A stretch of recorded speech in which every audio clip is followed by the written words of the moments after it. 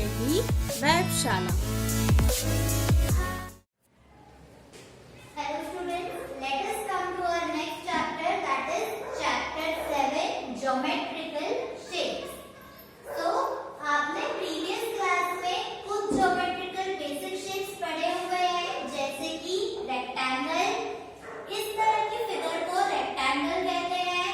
तो rectangle में क्या होता है, जो opposite sides होते हैं वो हमेशा equal होते हैं, यानी ऊपर की, नीचे की और दो साइड की।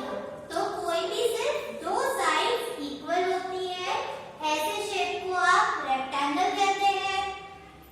जैसे कि ये डस्टर का शेप, ये और ये एक जैसी है और ये वाली और ये एक जैसी है, तो ऐसा शेप कौन सा होता है, रेक्टेंगल का शेप होता है। नेक्स्ट आपने स्क्वायर पढ़ा हुआ है, जो चौकोन, पूरा चौकोन होता है और जिसके जो चारों साइड से एक जैसा होता है, तो वो होता है स्क्वायर।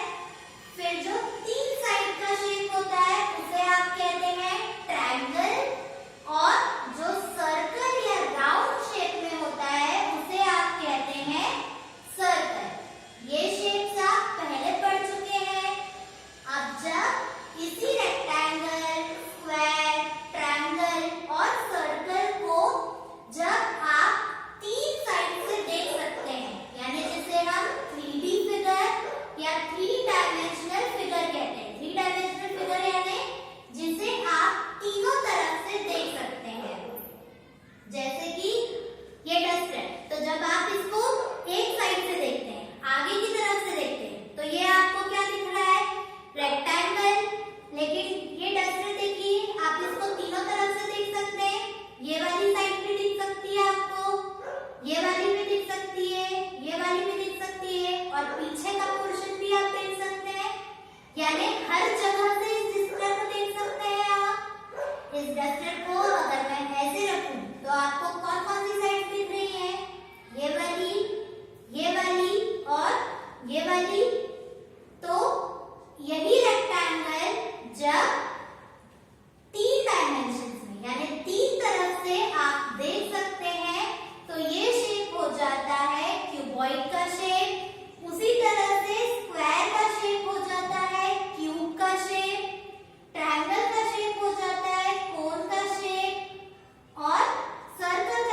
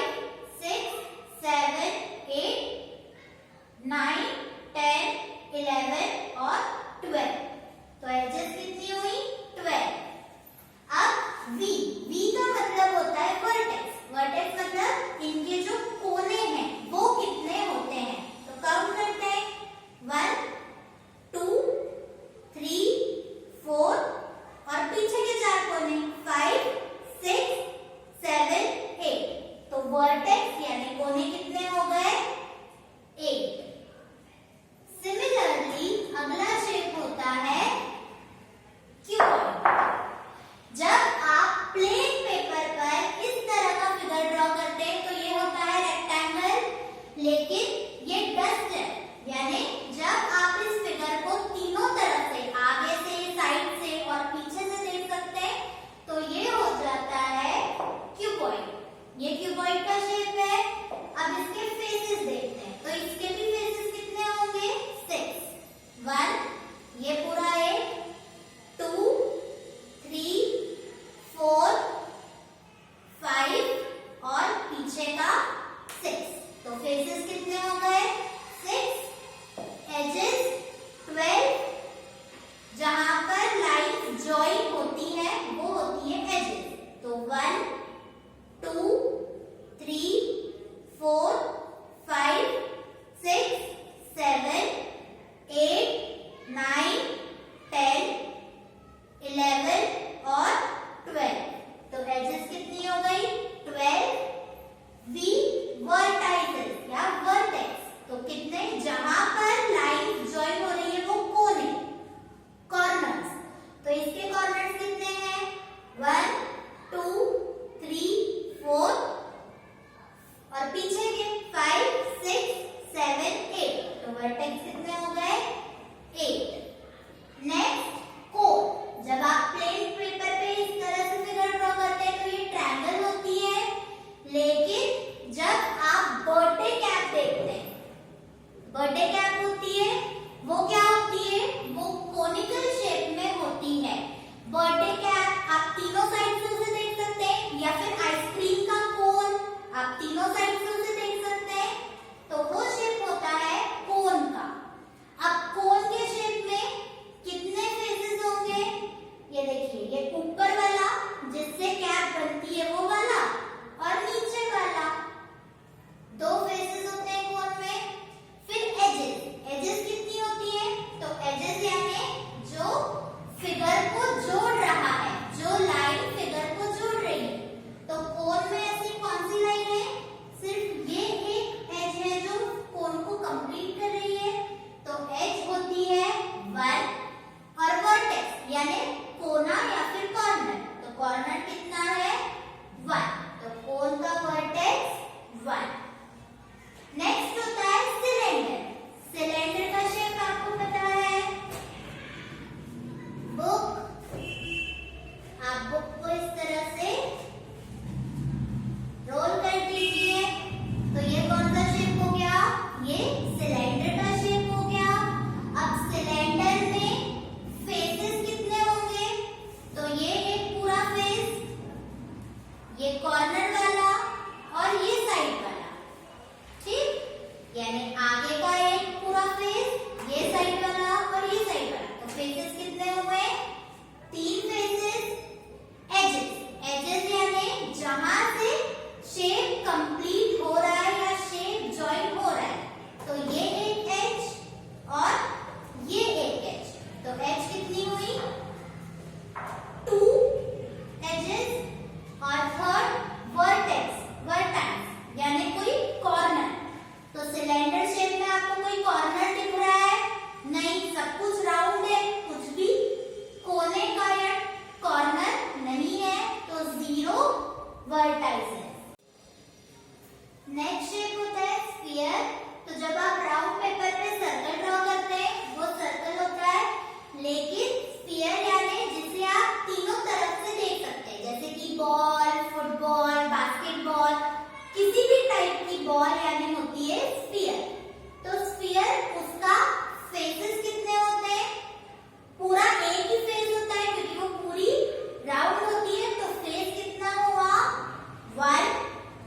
एज, कहीं से भी राउंड शेप को कुछ जोड़ रहा है नहीं, तो उसकी एज कितनी हुई 0, क्योंकि राउंड शेप को जोड़ने की जरूरत ही नहीं है, वो ऑलरेडी राउंड शेप में है। और वर्टेक्स यानी कोई भी कॉर्नर राउंड फिगर में या स्फीयर में, कभी भी बॉल में आपने कभी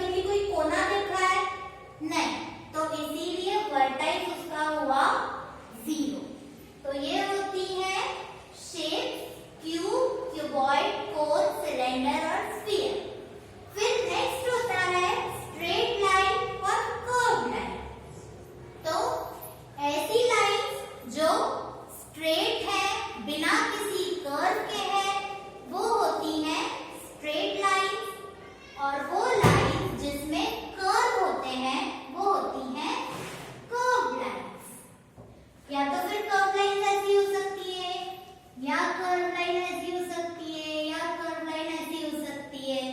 तो ये है कर्व लाइंस, और जो स्ट्रेट है वो होती है स्ट्रेट लाइन। नेक्स्ट होती है क्लोज फिगर और ओपन फिगर। तो क्लोज फिगर्स यानी ऐसी फिगर जो कहीं से भी खुली हुई नहीं होती है, जो कंप्लीट होती है, पूरी हर जगह से कंप्लीट होती है, कहीं से भी ओपन नहीं होती, जैसे स्क्वायर, सर्कल, ट्रायंगल, रेक्टेंगल, ये सब क्लोज फिगर है। लेकिन ऐसी फिगर्स, ये देखिए ये यहाँ से खुली हुई है, ये क्लोज है क्या? नहीं, ये ओपन फिगर्स है।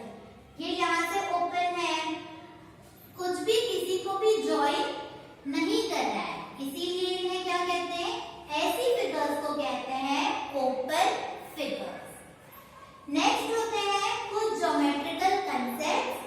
तो इन ज्योमेट्रिकल कंसेप्ट्स में 3 कंसेप्ट्स आते हैं। पॉइंट, तो पॉइंट जब आप किसी भी डॉट को या वर्टाइस को पॉइंट करते हैं वो होता है पॉइंट। जैसे कि ट्रायंगल में ये इसके 3 कॉर्नर, तो ये हो गए ABC पॉइंट्स। दूसरा होता है लाइन सेगमेंट। लाइन सेगमेंट यानी जो फिक्स्ड लेंथ का होता है, जैसे कि अगर ये आप देखें तो ये इस पॉइंट से शुरू हो रहा है, यानी A पॉइंट से शुरू हो रहा है, और यहाँ B पॉइंट पर खत्म हो जाता है। तो इसकी लेंथ क्या है? इसकी लेंथ फिक्स्ड है। तो ऐसी फिक्स्ड लेंथ को, जिसकी लेंथ फिक्स्ड है, जो यहाँ से शुरू होके यहाँ पर खत्म हो जाती है, A पॉइंट से शुरू होके B पॉइंट पर खत्म हो जाती है, उसे कहते हैं लाइन सेगमेंट। जैसे कि कार है, उसे एक पॉइंट से एक जगह से दूसरी जगह जाना है, तो वो क्या हो गया? वो फिक्स्ड पॉइंट है, तो वो होगी लाइन सेगमेंट। और थर्ड होती है रे। तो रे का मतलब होता है वो स्टार्ट तो हो रहा है किसी एक पॉइंट से, जैसे कि A, तो A पॉइंट से रे स्टार्ट तो हो रहा है, बट रे का कोई भी एंड पॉइंट नहीं होता है। रे आगे जाकर एंड नहीं होता है, कोई एंड पॉइंट नहीं होता है, लेकिन स्टार्ट पॉइंट फिक्स्ड होता है, तो उसे कहते हैं रे। So this is the concept of geometrical concept, point, line segment and ray, and this is your chapter geometrical